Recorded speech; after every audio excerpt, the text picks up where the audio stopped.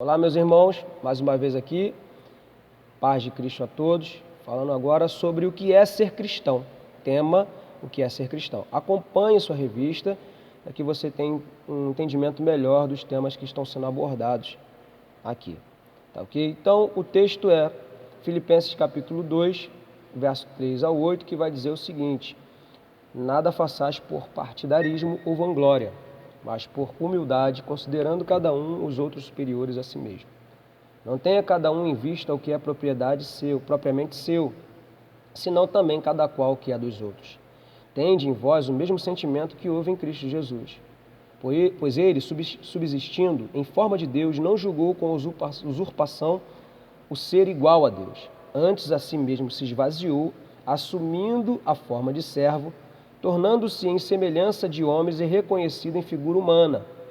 A si mesmo se humilhou, tornando-se obediente até a morte de cruz. Tá? Então tá aí a introdução na sua revista, você leia a introdução, tá bom? Vou deixar para vocês aqui o mapa geográfico da Síria e Antioquia, aonde os cristãos foram pela primeira vez chamados de cristãos. Está aqui na sua introdução, você vai saber um pouco mais especificamente sobre isso, tá?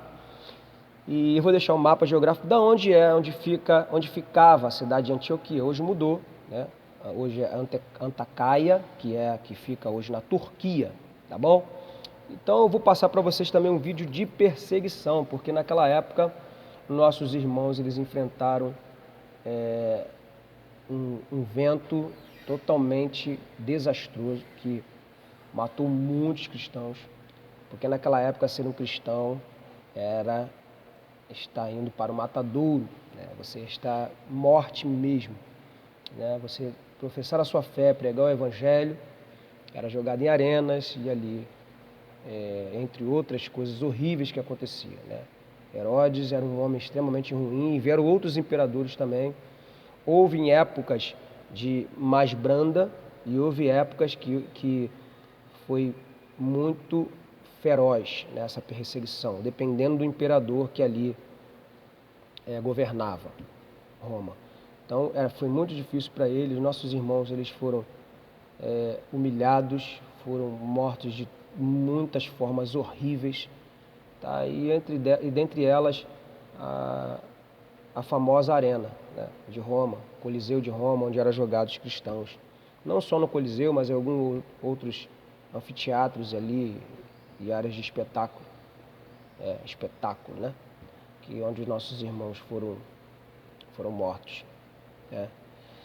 E o que é ser cristão para você? Eu te faço essa pergunta e vai ficar aqui já como um questionário para você. Anotem isso aí no seu caderno. O que é ser cristão para você?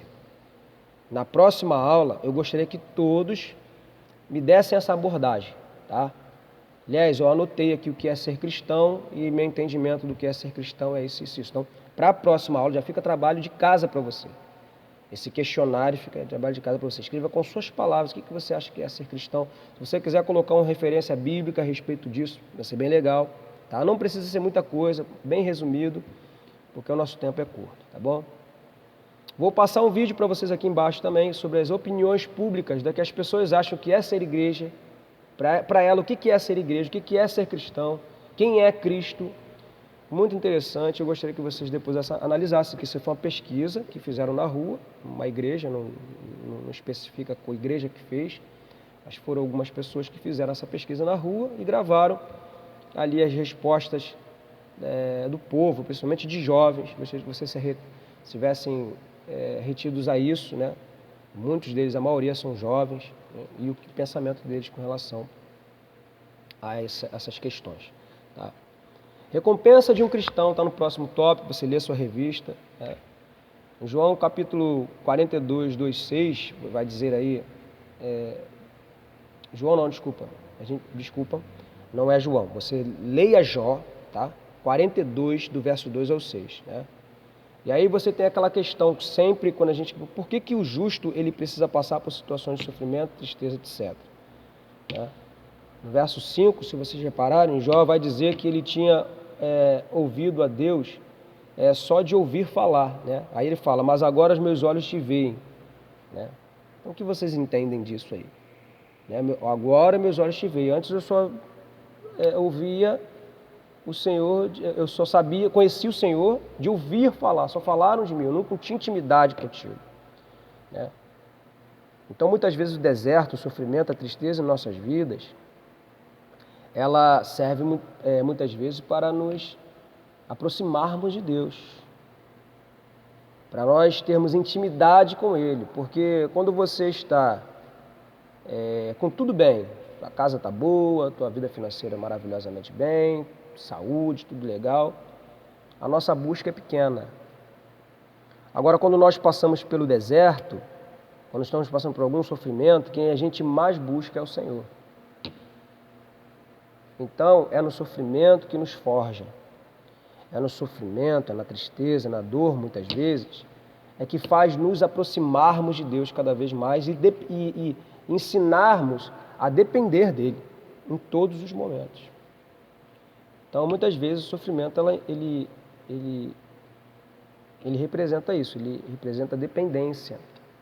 Ele nos mostra que deve haver uma dependência, que deve haver um comprometimento e mais intimidade com Deus. Tá? De posse dessas verdades em nossas vidas, vamos passar a observar que a vida de um cristão também possui grandes recompensas. Isso aqui é um tópico do próximo tópico, está na sua revista também. Tá? Então vocês anotem esses tópicos aí nos seus cadernos. Tá?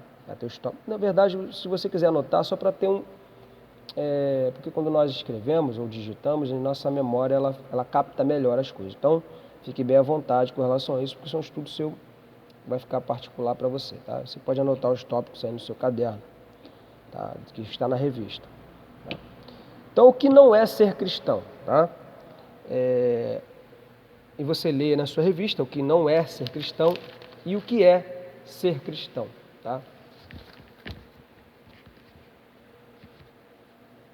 Então, irmãos, eu vou chegar aqui ao final, porque aqui a lição ela tem muito mais que isso, né? E a gente vai passar aqui para o final. E qualquer dúvida que os irmãos tenham, também me procurem, mandem aqui o seu questionário, falem comigo, tá?